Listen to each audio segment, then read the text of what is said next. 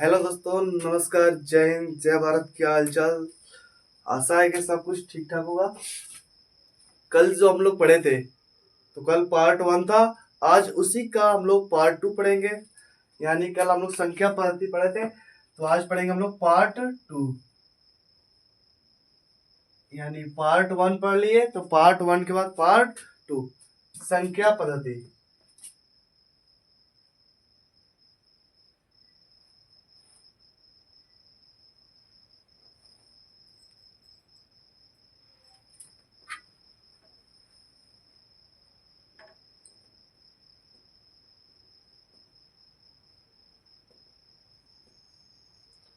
संख्या पद्धति जिसे बोलते हैं हम लोग सिस्टम नंबर, यानी कि number of system.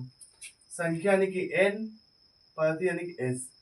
N S का मतलब होता है नंबर, उसका मतलब होता है एस का मतलब सिस्टम, यानी कि संख्या पद्धति। देखिए कल के वीडियो में हम लोग, अगर आप लोग नए हैं तो कल के वीडियो अगर देख कर रहिएगा, ताकि वहां से अगर कंसेप्ट क्लियर हो जाएगा तो इसको समझने में बहुत आसान होगा। अगर डायरेक्टली आप लोग इसको देखते हैं थोड़ा कठिन हो सकता है, लेकिन उतना भी नहीं। आप इसको भी देखकर उसको देख सकते हैं पार्ट वन को, लेकिन सबसे पहले पार्ट वन को देखना चाहिए, उसके बाद पार्ट टू को। चलिए बात करते हैं। कल लो हम लोग 3 टॉपिक पढ़े थे, क्या क्या। तो पहला था मेरा नेचुरल नंबर, सेकंड था मेरा होल नंबर, और थर्ड था मेरा इंटीजर्स नंबर। 3 तो पढ़ लिए, 3 का एग्जाम्पल भी कर लिए थे, 3 का हम लोग डिफिनेशन भी पढ़ लिए थे। आज पढ़ेंगे 4 नंबर पर आता है आपका इवन नंबर। 4 नंबर आएगा आपका इवन। इवन नंबर का मतलब क्या होता है? सम संख्या। सम संख्या यानी कि उसको बोलते हैं हम लोग इवन नंबर।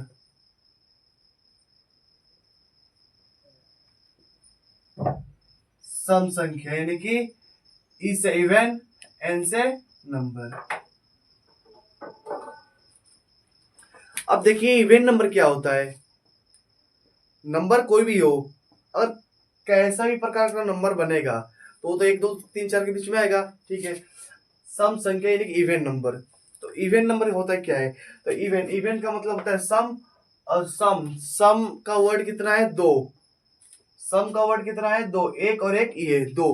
तो सम मतलब 2, और 2 का मतलब होता है दुरुस। दुरुस तो समझते हैं आप लोग, 2 हो, 4 हो, 6 हो, यानी कि सम। सम यानी कि पहाड़ा। पहाड़ा क्या होता है? 2 का पहाड़ा क्या होगा? सम होगा। 4 का पहाड़ा क्या होगा? सम होगा। 6 का, 8 का, 10 का, 12 का, 14 का, 16 का, इसी तरह आप लोग जोड़ा करते जाएंगे तो वो सम होगा। अब देखिए, तो सम संख्या किसे कहते हैं? देखिए इसका हम लोग डिफिनेशन नहीं लिखवाएंगे, क्यों?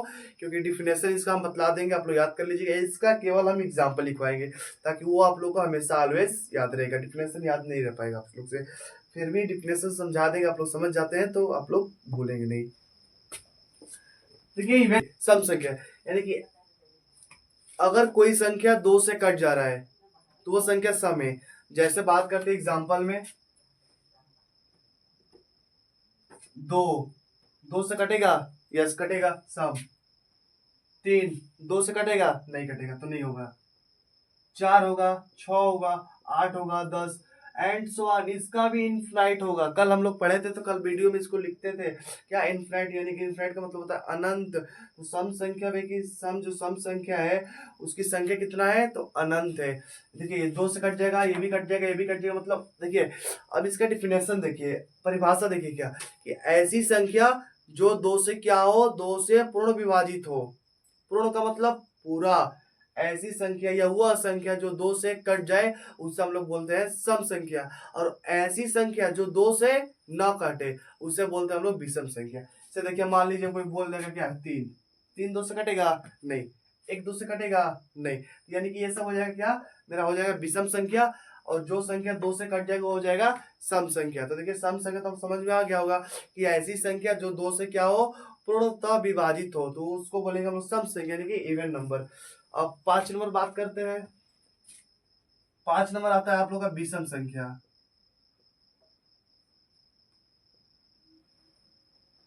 विषम संख्या को हम लोग इंग्लिश में बोलते हैं ऑड नंबर, यानी कि ओ एन। ओ से होता है ऑड, एन से नंबर। ऑड नंबर क्या होता है? अभी बात की हम लोग 2 4 6 8, ये तो सम है।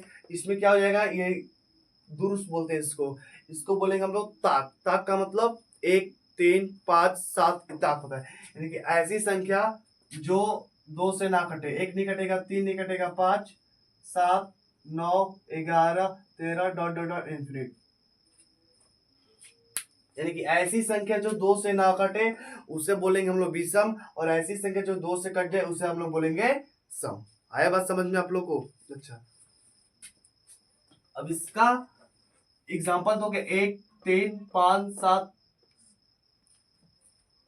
अब बात आप लोग एक बात समझिए आप लोग, सम भी हो गया, इवन नंबर, विषम भी हो गया, ऑड नंबर, इसका एग्जांपल भी हो गया 1 3 5 7 9 11 13 15, आगे आ जाएगा 17 19 21 23, ये सब आ जाएगा। इसमें 2 4 6 8 10 12 14 16 2 18 ऐसे ही आ जाएगा। देखिए ये बना है भाज्य संख्या। भाज्य संख्या को हम लोग बोलते हैं composite number, C N. C N का मतलब, भाज्य का मतलब होता है कॉम्पोजिट, संख्या का मतलब होता है एन, यानी कि कॉम्पोजिट नंबर। अब भाज्य संख्या क्या है, देखिए जो हम लोग कल पढ़े थे ना उसमें थोड़ा कठिन था, लेकिन इसमें हम लोग अगर एक को समझ जाएंगे तो एक ऑटोमेटिक आ जाएगा, फिक्स है। अगर भाज्य को समझ जाएंगे तो अभाज्य संख्या हमको ऑटोमेटिक आ जाएगा। आप लोग देखते भी होंगे। देखिए भाज्य संख्या क्या होता है, यानी कंपोजिट नंबर। कंपोजिट नंबर होता क्या है, तो वे संख्या, इसको लिखना पड़ेगा, आप लोग भी इसको लिख लीजिएगा और टाइम देंगे स्क्रीनशॉट ले लीजिएगा। वे संख्या जो, वे संख्या जो दो या दो से अधिक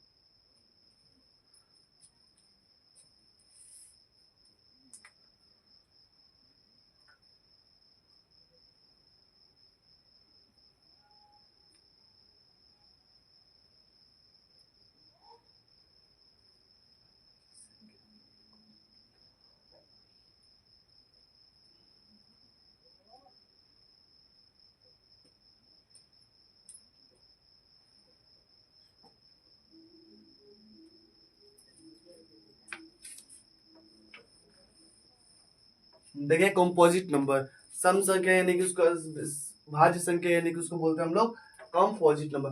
तो कंपोजिट नंबर क्या होता है, यानी कंपोजिट नंबर वो होता है यानी कि ये कम से कम दो से ज्यादा अंकों को कटा सकता है। यानी देखिए दो, अब दो का दो मतलब किस किस अंक से कट सकता है, तो एक से, तो एक से तो कटेगा, तो फिक्स है कोई भी अंक को एक से कट जाएगा, और दो एक खुद से भी कट जाएगा, तो ये भाज्य संख्या नहीं होगा। क्यों? क्योंकि दो से अधिक से कटाना है, यानी कि वह संख्या जो दो से अधिक से विभाज्य हो उसको हम लोग भाज्य कहते हैं। देखिए जैसे कि अब मान लीजिए तीन, तीन एक से कटेगा, तीन से कटेगा और नहीं कटेगा, तो भाज्य का एग्जाम्पल आता है सबसे पहले क्या, 4 6 8, 4 6 8, 8 के बाद आ जाएगा अपन 9, 9 के बाद आएगा 10, 10 4 6 8 9 10, 10 के बाद क्या आ जाएगा आपका 12, फिर इसी तरह बढ़ते चला जाएगा। देखिए चार, तो चार को जब कटाएंगे तो कितने से कटेगा, ये चार एक से कटेगा, दो से कटेगा, चार से कटेगा। उसी तरह छह कितने से कटेगा, तो छह एक से कटेगा, दो से कटेगा, तीन से कटेगा और छह से। यानी कि सब मिला जुला कहने का मतलब है कि दो अंक से ज्यादा कटना चाहिए। मतलब दो है तो केवल दो अंक से कट रहा है, लेकिन नहीं, दो से अगर अंक से ज्यादा कट रहा है तो मेरा भाज्य संख्या कहलाएगा। आया समझ में? अगर कोई पूछ दिया कि सबसे छोटी भाज्य संख्या, देखिए सवाल कैसे बनता है, सवाल बनेगा और आपका लास्ट और एक दो रहेगा उसका सवाल, सबसे छोटी भाज्य संख्या क्या होगा, तो 4। और कोई पूछ सकता है कि सबसे छोटी सम संख्या 2, सबसे छोटी विषम संख्या तो 1। आया समझ में? तो ये समझ में आ गया भाज्य संख्या। भाज्य संख्या मतलब दो या दो से अधिक से कटता है, यानी कि दो से अधिक से अगर कोई संख्या कट रहा है तो वो भाज्य संख्या है। अब आइए 6 नंबर पर, 7 नंबर, भाज्य के बाद बात करते हैं हम लोग अभाज्य।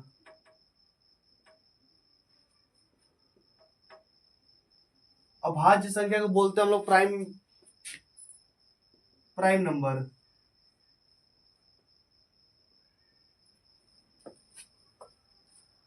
प्राइम नंबर तो कंपोजिट नंबर हो गया, प्राइम नंबर क्या होता है, तो इसका हम लोग एग्जांपल देखेंगे तो समझ में आ जाएगा। अभाज्य संख्या वो संख्या होती है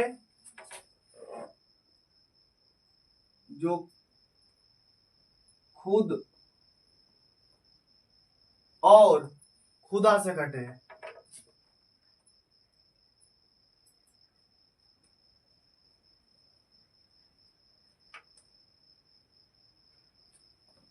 जो खुद और खुदा से कटे उसी को बोलते हैं हम लोग अभाज्य संख्या। खुद मतलब स्वयं से कटे, खुदा मतलब एक, खुदा मतलब मालिक, मालिक एक ही ना होता है तो उसका मालिक एक। देखिए अब इसे मान लीजिए एक तो नहीं होगा, एक तो खुद से कट रहा है और स्वयं तो नहीं। दो, दो होगा जी बिल्कुल होगा, दो होगा, तीन होगा बिल्कुल होगा, चार होगा नहीं होगा, पांच होगा, सात होगा, आठ होगा नहीं होगा, नौ नहीं, 10 नहीं, 11 डॉट डॉट डॉट इसी तरह चलते जाएंगे। ये भी चला जाएगा इन्फिनेटिव में। आनंद कोई इसका अति नहीं है। मतलब कहने का मतलब ये केवल संख्या ऐसी संख्या है जो केवल दो अंक से कट सकता है। एक तो एक से कटेगा और एक दो से कटेगा, ये एक से और एक तीन से, एक ये एक से और एक ये पांच से कटेगा, ये एक से और एक 11 से, और बाकी सब कोई भी संख्या से नहीं कट सकती है। यहीं से एक क्वेश्चन उठता है आप लोग का कि सबसे छोटी सम अभाज्य संख्या क्या है। तो सबसे छोटी सम अभाज्य संख्या 2 है। तो अभी पूछा कि सबसे छोटी समअभाज्य संख्या 2, और सबसे छोटी अभाज्य संख्या अगर बोल दे कोई, सम बोलेगा तब 2 नहीं तो 3। अगर कोई बोले सम, देखिए अगर पूछे कि सबसे छोटी समअभाज्य संख्या 2 और सबसे छोटी विषम अभाज्य संख्या तो 3। सम पर 2 और विषम पर 3। देखिए 2 क्या है, सम है ना, तो सबसे छोटी अभाज्य संख्या, सबसे छोटी समअभाज्य संख्या 2 और सबसे छोटी विषम अभाज्य संख्या 3। तो आप लोग समझ में आ गया होगा कि वह संख्या जो खुद और खुदा से कटे उसे हम लोग बोलेंगे क्या, अभाज्य संख्या, और वह संख्या जो 2 से अधिक से कट जाए उसे बोलेंगे हम लोग भाज्य संख्या। तो आता है परिमेय संख्या आता है।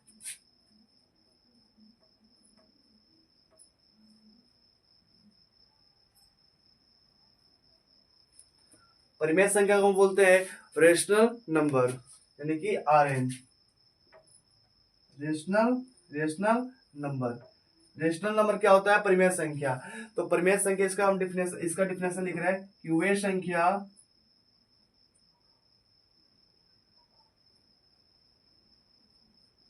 जो P बाई क्यू, ध्यान दीजिएगा, जो P बाई क्यू के रूप में, वह संख्या जो P बाई क्यू के रूप में लिखा जा सकता है।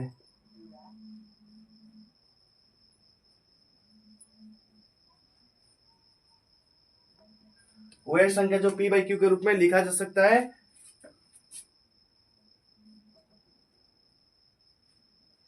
परिमेय संख्या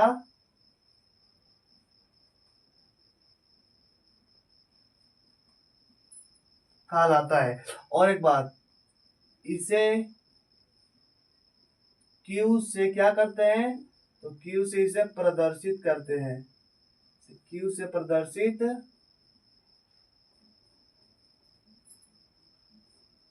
किया जाता है। और एक बात, जहां Q naught is equal to 0, जहां Q का मान 0 नहीं होना चाहिए, क्यों नहीं होना चाहिए आइए उस पर चर्चा करते हैं। आप लोग इसको नोट कर लिए होंगे, इसको थोड़ा मिचका रहेंगे। अब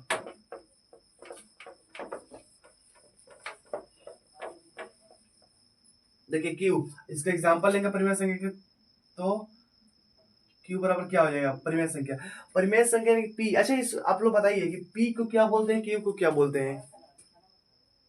तो हम लोग P को न्यूमिनेटर बोलते हैं और Q को डिनोमिनेटर बोलते हैं, यानी कि ऊपर को बोलते हैं अंश और नीचे को बोलते हैं हर, अंश बटा हर।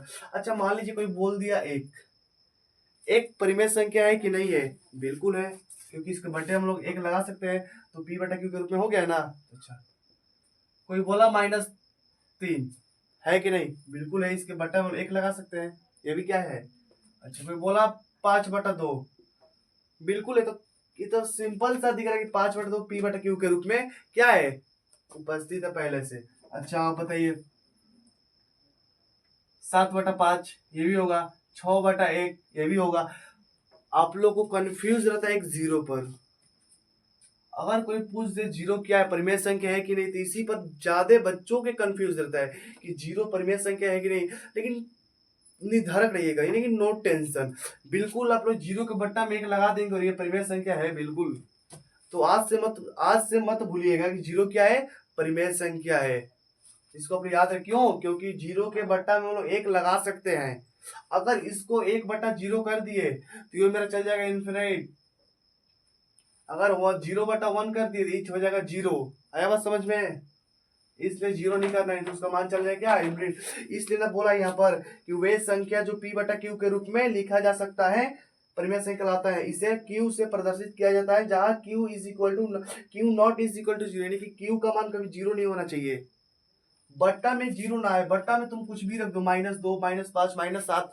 कोई बोलेगा क्या कि 7 बटा -3 क्या है, परिमेय संख्या? बिल्कुल है, थोड़ा भी मत घबराइएगा, बोलिए बिल्कुल है।